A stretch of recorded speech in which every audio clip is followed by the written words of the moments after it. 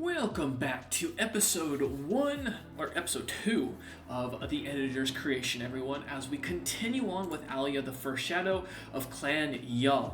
So, like I explained last time, the idea of this series will be to edit and update these, a lot of these Word document, or like sections, and as we're kind of going through, come up with ideas. About every fifth episode, you guys will get a writing episode where I'll be kind of filling out stuff, and we'll kind of go into that. But for the first 4 episodes, the idea will be instead you guys are kind of learning and going along with me as we edit these projects. So, without further ado, let's get back into it. Alia, the First Shadow of Clan Ya, written by Bethamol, the hard-to-pronounce of Clan Pyrus, which I've already added to our index. Her race, a shadow dragon. You know, I wonder if gender should be an important adder here. Maybe you guys think back at home. We'll think about that. Her classes are 12 into Beguiler, her strength a 19, a dex of 16, a con of 11, a 12 in int, a 15 in wisdom, and a charisma of 9. Her journal entry reads, I do not wish to speak of my youth, rather my rise. I stand here now as the one who watched Yaki Roxer be killed by those creatures. I am the one who watched as the Lingobig invaded the city. I am the one who sees the burning of the markets, towns, and strongholds. And even the truth of the gloom. None can compare to my information network, you see, young scholar. I do not hoard items of wealth. No, rather I collect only that which has no worth to the untrained. For an easy appeal is nothing to someone of my power. No, instead, I wish to know of ancient cages, gods forgotten, and forces that will grant us our birthright. Powers that will be tamed by us. But patience in seeking what is not easy takes time. Even the collective does not know yet, nor will they before it's too late. The black flame will rise. The idiots already take their first steps. Alright. So with that, kind of you get an interesting idea. She is a shadow character in this idea. Her concept is more around her power gain. It kind of sets her up as one of those evil characters that have grew evil through necessity, if you will. She didn't choose it, but rather was forced into a rough life. With the alignment, let's check this out as we kind of go through. Boom. Neutral evil. The world is a cold place. Those who strike me will find themselves in a colder place. Though I climb over the bodies of those that fall all at my feet, I do so to survive. The weak are not part of the game until they take a position.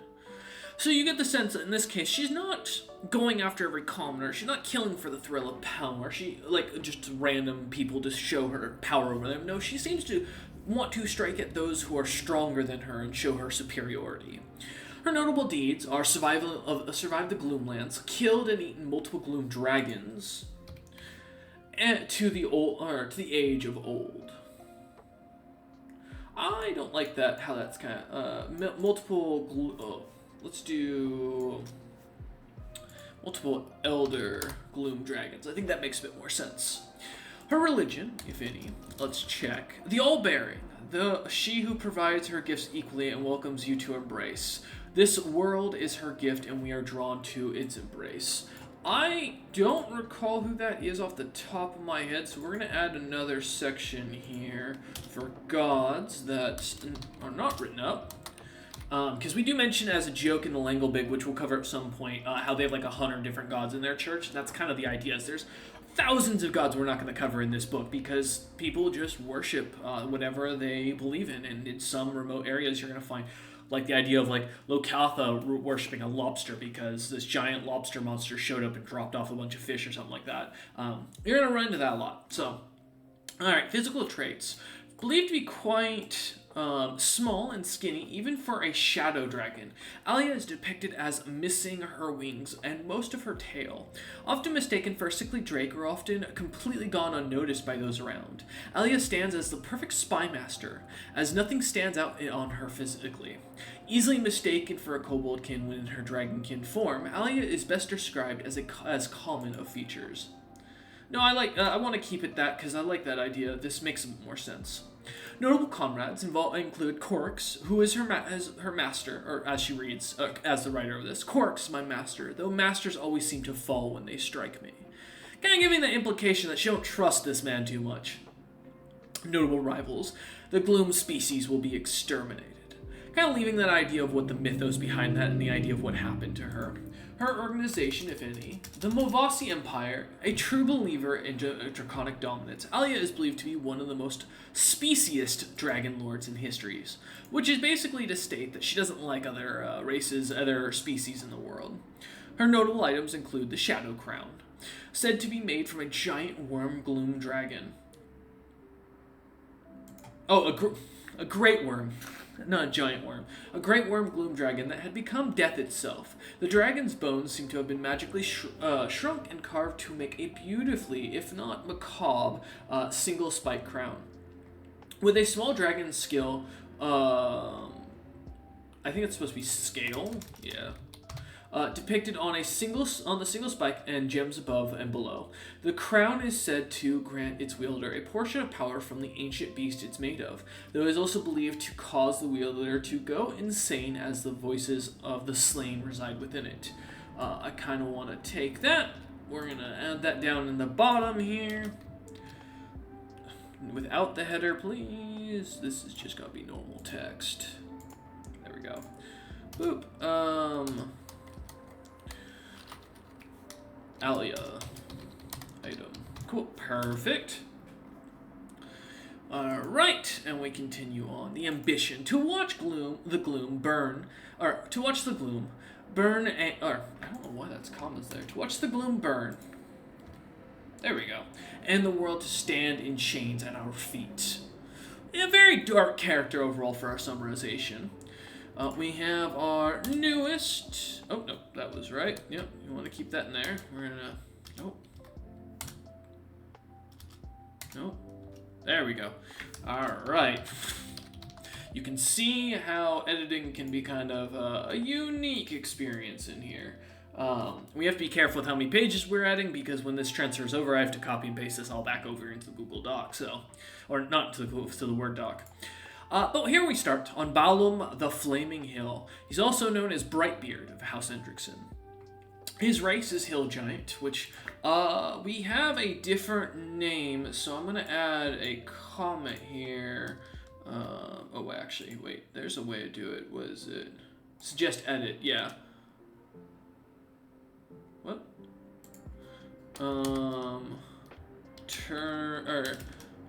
Update to actual race.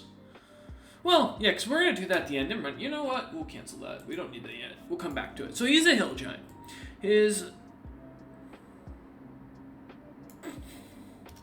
Somehow,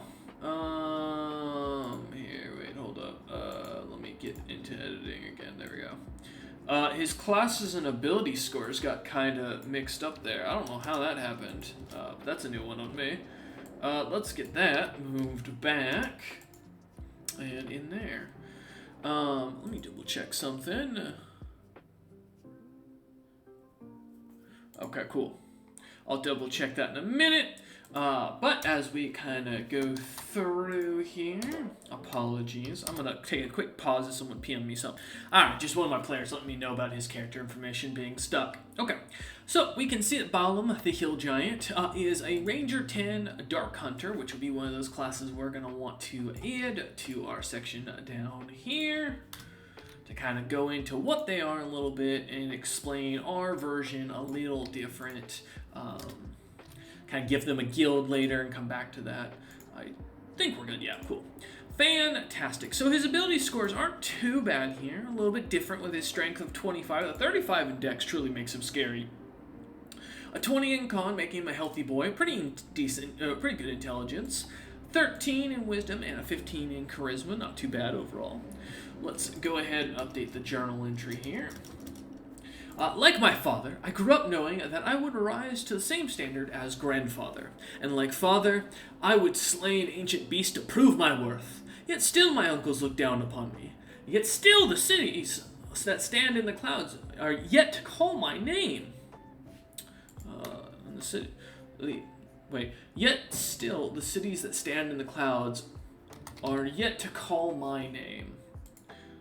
Yeah, that's what I'm looking for.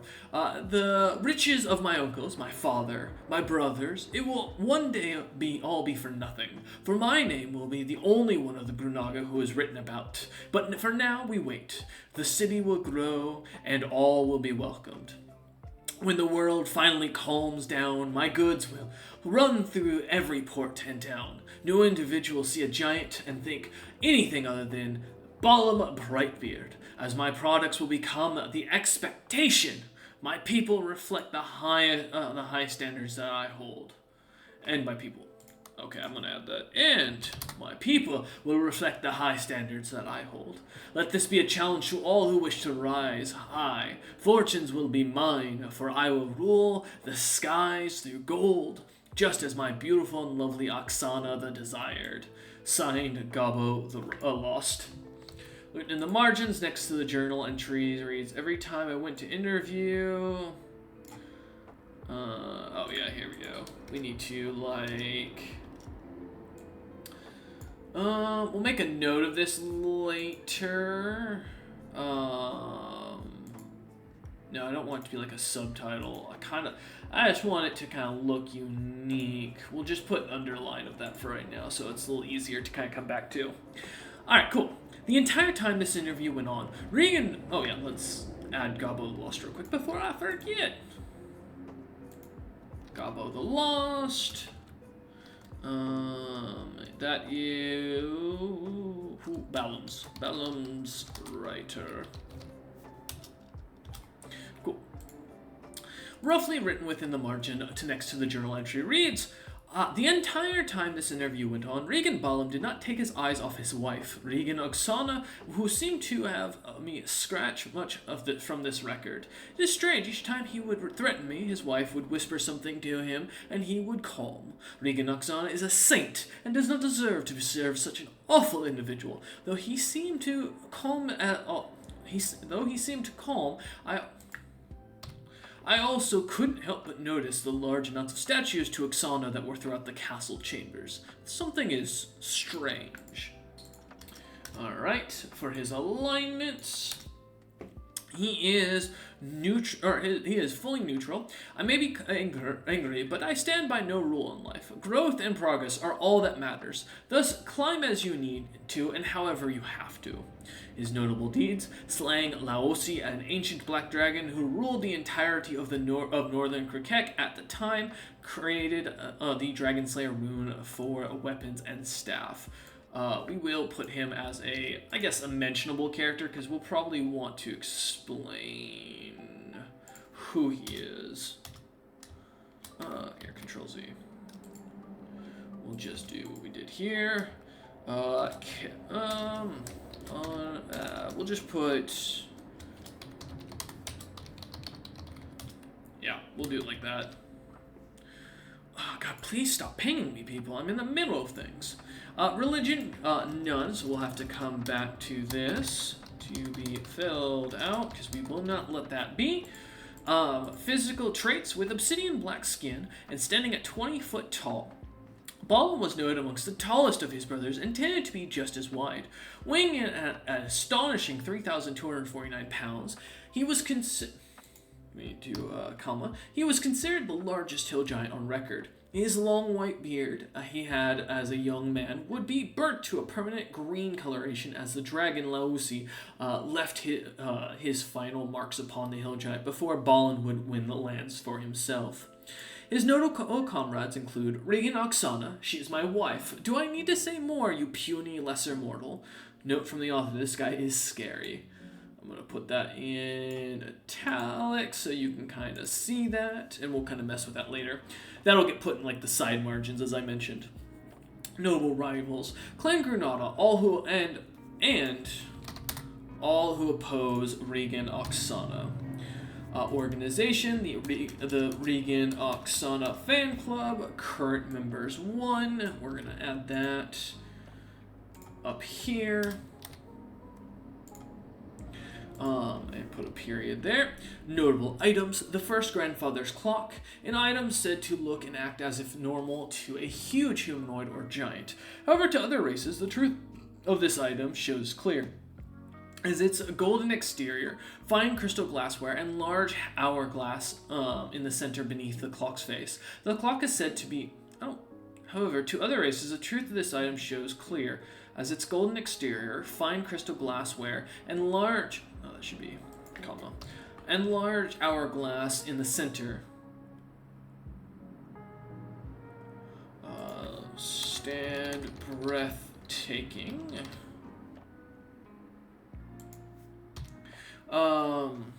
Breathtakingly beautiful. Yeah, maybe. Let's do that. Alright, so let's read it. However, to other races, the truth of this item shows clear, or is clear.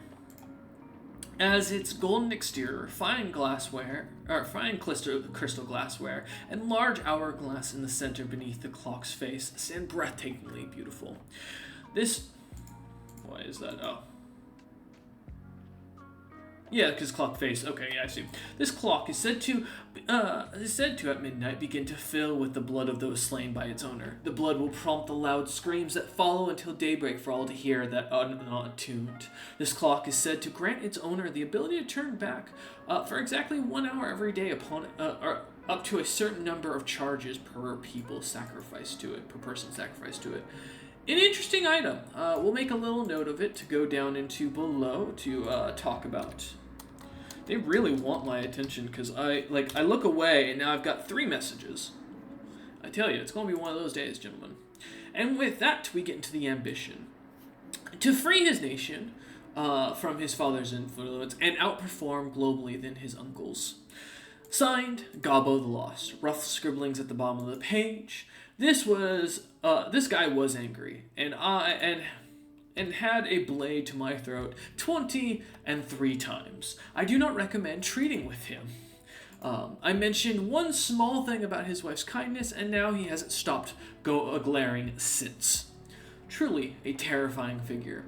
But with that, we move on to the next episode where we'll be covering Bolo, the Black Weave of Collar, and his little life story. We thank you all for watching. We hope you enjoyed episode 2, and we will see you on the next episode.